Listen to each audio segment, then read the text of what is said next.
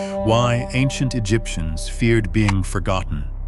November 4, 1922. Beneath the sun-scorched cliffs of the Valley of the Kings, a shovel struck something buried beneath the sand. Not rock, not rubble. A step carved by human hands, sealed beneath centuries of silence. 16 stone steps descended into the earth, leading to a doorway plastered shut and stamped with the seal of an ancient royal necropolis. British archaeologist Howard Carter pressed a candle to the breach he had made in that sealed door, and warm air, 3,000 years old, breathed against his face. Lord Carnarvon's voice came from behind him, barely steady. "Can you see anything?" Carter's reply was barely above a whisper. "Yes, wonderful things." What lay beyond that door was the untouched burial of a pharaoh, whose name had been deliberately erased from Egypt's official records. A king whose image had been chiseled from temple walls. A king whose existence had been methodically removed from the memory of his own civilization. And yet here he was, sealed, intact, and waiting in perfect darkness for 3,200 years. His name was Tutankhamun, and the reason his tomb survived was the same reason it had been forgotten. Someone had tried to make him disappear. But to understand what Carter truly found that morning, we must first understand something that no history book has ever fully captured. The ancient Egyptians did not simply fear death. They feared something older, darker, and far more permanent than death. They feared being forgotten. And for over 3,000 years, that single fear shaped every pyramid they raised, every name they carved, and every ritual they refused to abandon.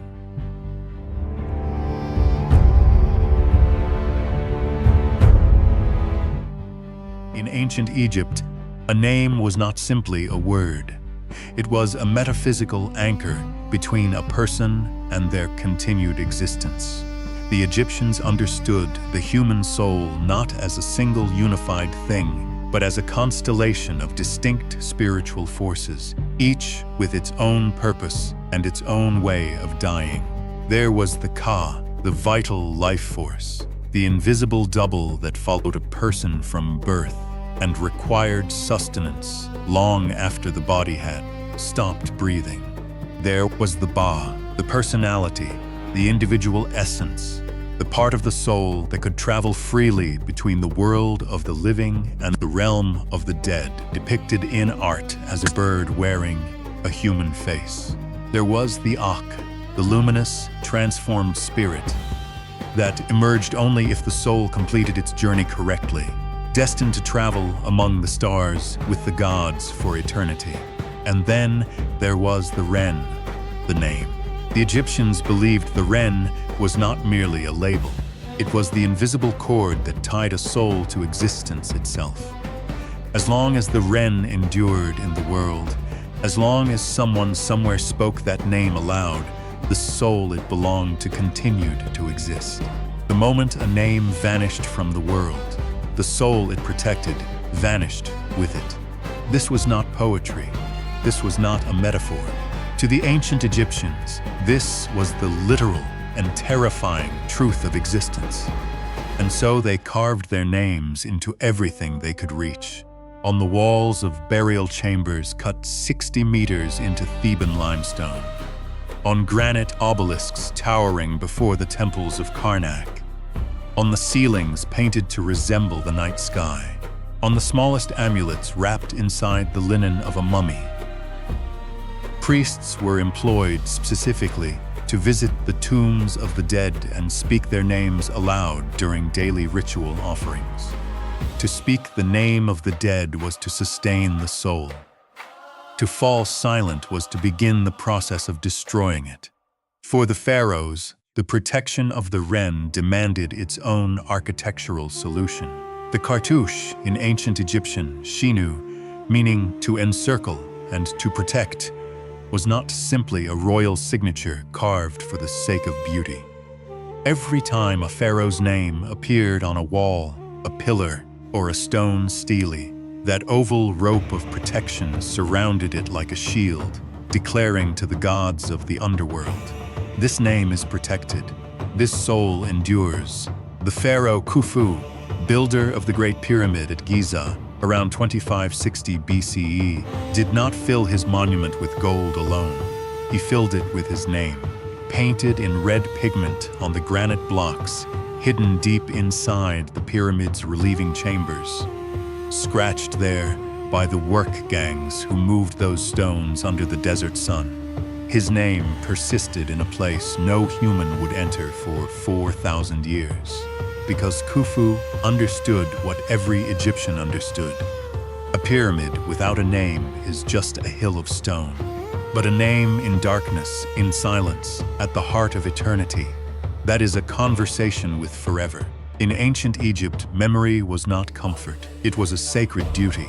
It was the only weapon the living possessed against the darkness that waited on the other side of death. The immortality machine. Stand on the Giza plateau as the sun rises over the eastern desert, and no photograph in the world will have prepared you for what you see. Great Pyramid of Khufu rises 146 meters from the plateau, taller than a 40-story building, constructed from 2.3 million stone blocks, without machinery, without cranes, without anything we would recognize as modern engineering. For centuries, the world looked at the pyramids and saw monuments to power, to wealth, to the vanity of kings who commanded armies to build their tombs. This interpretation misses everything. The pyramids were not built to impress the living.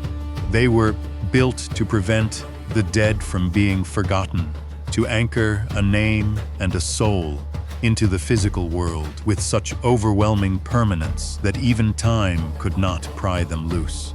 In the 4th dynasty, from around 2613 BCE, the pharaohs Khufu, Khafre, and Menkaure built their complexes at Giza not as isolated burial chambers, but as complete spiritual machines, integrated systems of mortuary temples, causeways, and sacred spaces designed to function continuously across thousands of years.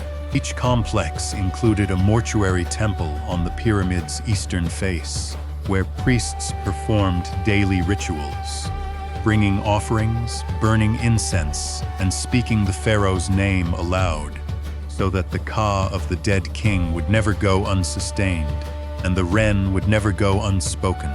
Inside the pyramid of Unas at Saqqara, carved onto the burial chamber walls around 2350 BCE, are the oldest religious texts in human history, the pyramid texts. These are not prayers for peace. They are commands. Commands to the gods to protect the king's name. Commands to the stars to receive his soul. Commands to the forces of the underworld not to let him disappear. Spell 474 of the pyramid texts declares with absolute certainty, the Ankh belongs to heaven, the corpse belongs to earth.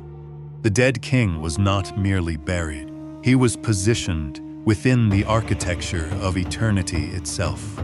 Beside the second pyramid at Giza, the pharaoh Khafre ordered the carving of the Great Sphinx directly from the living limestone bedrock of the plateau. A lion's body 73 meters long, bearing the face of a king, staring due east toward the rising sun. The Sphinx does not guard gold. It does not guard treasure. It faces the direction from which Ra, the sun god, emerged each morning to complete his daily journey across the sky. Because in Egyptian belief, the rising of the sun was the most powerful symbol of resurrection that existed. The thing that died in the west rose again in the east. Every morning for 45 centuries, the Sphinx has watched the sun come back. The Egyptians were not building monuments to the past. They were building arguments for the future. Arguments that the soul, properly preserved, properly named, and properly remembered, could do what the sun did every morning: rise again. the war against decay. The Egyptians believed in a soul that could outlive the body, but that belief came with a dangerous condition.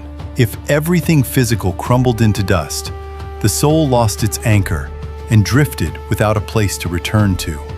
So the greatest struggle of Egyptian civilization was never against enemies or invaders from across the desert. It was a quiet, patient struggle against decay itself, fought with oils, salts, linen, and centuries of careful study. In the workshops along the Nile, priests devoted 70 days to a single sacred task for each person who passed. That number was sacred. It matched the days the star Sirius vanished from the sky before rising again each year. The process began with the careful removal of certain inner parts, each one cleaned and wrapped with reverence. These were placed inside 4 jars carved with the heads of guardian spirits, the sons of the god Horus himself. Imseti, Hapi, Dwamutef, and Kebe-Senuef each watched over their portion, sealed in stone beside the resting place. Only the heart remained untouched through it all, left exactly where it had always rested inside the chest. The Egyptians believed this single piece carried the full record of every choice a person had made in life. Everything else, however, had to be prepared with equal care to keep that record safe for the journey ahead. At the final judgment, this record would be placed on a scale and weighed against truth itself before the gods. 40 days inside natron salt drew out every trace of moisture, leaving the body light, dry, and preserved. This dried, lightweight body was no longer fragile. It had been transformed into something built to last. Once dried and preserved, the body was anointed with cedar oil, frankincense, and sacred myrrh by the priests. These were the same fragrances burned daily in temples, carrying prayers upward toward the gods in fragrant smoke. Then came hundreds of meters of linen, wound layer by layer in patterns that priests had perfected over centuries. Hidden between those layers were small charms, each one placed with exact care to guard a different part of the soul. A scarab shaped like a beetle rested above the heart, inscribed with words asking it to stay calm during judgment. The Jed pillar, symbol of the god Osiris, who had triumphed over his own end, was placed along the spine for strength. When every layer was complete, a golden mask was lowered gently into place, completing the transformation. This mask was never simply decoration. It existed for one being alone, the Ba, the soul that wandered freely at night. After leaving the tomb to travel through unseen realms, the Ba would eventually need to find its way back home. It could only do that by recognizing a familiar face waiting in the darkness, exactly as it had looked in life. Tutankhamun's mask, hammered from solid gold and set with lapis lazuli, was meant to shine like a beacon there. Beyond the wrappings and the charms, the Egyptians built one final layer of protection against the passing of time. What had been so carefully prepared was placed inside a stone coffin, nested within layers of painted gilded wood.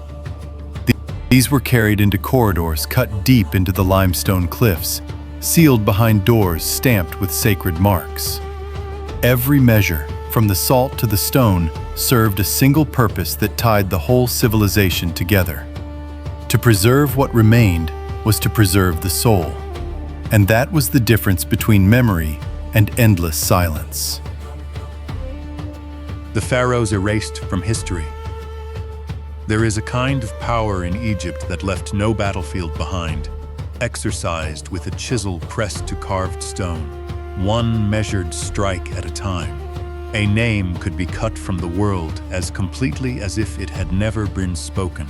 Around 1353 BCE, a pharaoh came to the throne who would push that belief to its most extreme and consequential limit. He was born Amenhotep IV, heir to the wealthiest empire in the ancient world, son of the great Amenhotep III. In the 5th year of his reign, he changed his name to Akhenaten and declared that Egypt's pantheon of gods was false. He closed the temples of Amun, stripped the priesthood of its wealth, and ordered the god's name cut from the stone. Workers climbed scaffolding across Egypt and chiseled that name from public walls, temple courts, and private tombs. He built a new capital on untouched desert cliffs and filled it with temples open to the sky and flooded with sunlight. He ruled there for 12 years, and when he died around 1336 BCE, the world he had built fell apart almost at once. Horemheb seized the throne and took Akhenaten's city apart stone by stone, loading the carved talatat onto boats. At Karnak, those blocks were packed as fill inside a new pylon, pressed face inward, sealed away from the light. Akhenaten's name was cut from the king list at Abydos. 17 years of history erased into a blank on the wall. But Akhenaten was not the first Egyptian ruler to be methodically removed from the record of their own civilization. 80 years before Amarna, Hatshepsut had ruled Egypt for over 2 decades. Wearing the double crown as full pharaoh, she led trade expeditions to Punt, raised monuments across Egypt, and built her temple at Deir el-Bahari in Thebes. After her death in 1458 BCE, her cartouches were chiseled from temple walls, and her statues buried in nearby pits. Those fragments lay underground for 3,000 years, until the Metropolitan Museum excavated the pits in 1923. Thousands of broken pieces, a face, a crown, a hand, were matched and reassembled across years of patient work. In Egypt, erasing a name was never simply politics. It was understood as something far more absolute and far more final. Without a name in the world, the soul had no anchor. The Ba wandered, the Ren faded, the person ceased to be. Remembering was an act of protection. The deliberate choice to forget was the most permanent sentence Egypt devised. The Book of the Dead and the Second Death.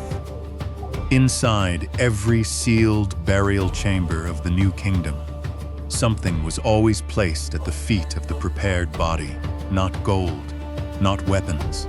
A scroll sometimes 12 meters long, painted in color, covered in hieroglyphic instruction. The Egyptians called it the Book of Coming Forth by Day. The world today calls it the Book of the Dead. It was not a prayer for comfort. It was a precise guide for the most dangerous journey a human soul could undertake. After the body was sealed, the soul entered the duat, the underworld mapped by Egypt across centuries of thought. 12 hours of night stretched before it, each one its own realm, its own guardian, its own test that had to be passed.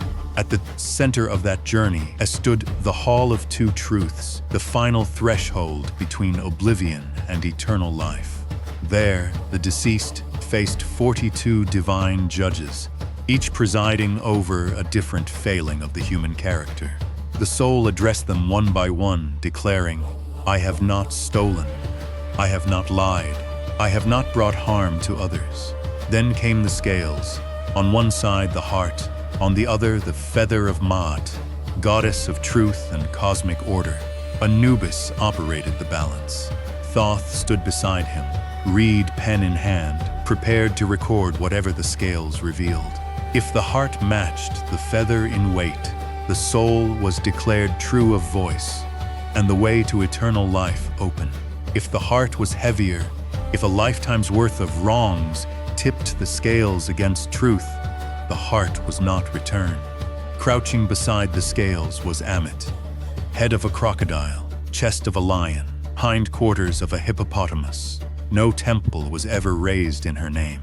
No priest burned incense for her. She existed for one purpose alone. When Ammit consumed a heart, the soul it belonged to did not travel elsewhere. It did not sleep. It simply ceased. The Egyptians called this the second death. And it was the second death, not the first, that truly frightened them. The first death took the body. The second death took the name, the memory, and every right to have ever existed at all. The Book of the Dead, the Golden Mask, the sealed tomb. All of it was armor built against that single annihilation, the civilization that refused to disappear. November 1922. A sealed doorway was broken open in the Valley of the Kings, and a silence 3,000 years old finally came to an end. Inside was a king whose name had been erased from every wall, and whose tomb survived because no one knew it existed. The attempt to erase him had buried his tomb under rubble, and the rubble kept everything inside perfectly preserved. This is the final paradox at the heart of everything the ancient Egyptians feared, built, and refused to stop believing. They carved names so deep into granite that sand could not erase them. They sealed the dead in gold against time. They mapped the underworld with an architect's precision, placed each amulet with care, and spoke the names of the dead. When they turned that same belief into a weapon, erasing Akhenaten, silencing Hatshepsut, the result was absolute. Yet all three names are spoken today, in museums and classrooms, and every corner of the world that has looked at Egypt. A civilization is not made of stone. It is made of names, and names live only as long as someone speaks them aloud. 3,000 years ago, the Egyptians made one wager against time. Carve deep enough, and someone will still look. They were right. We are still here. We are still reading. We are still saying their names across the centuries. And what about you? If one day you were no longer here, would you be afraid of being forgotten?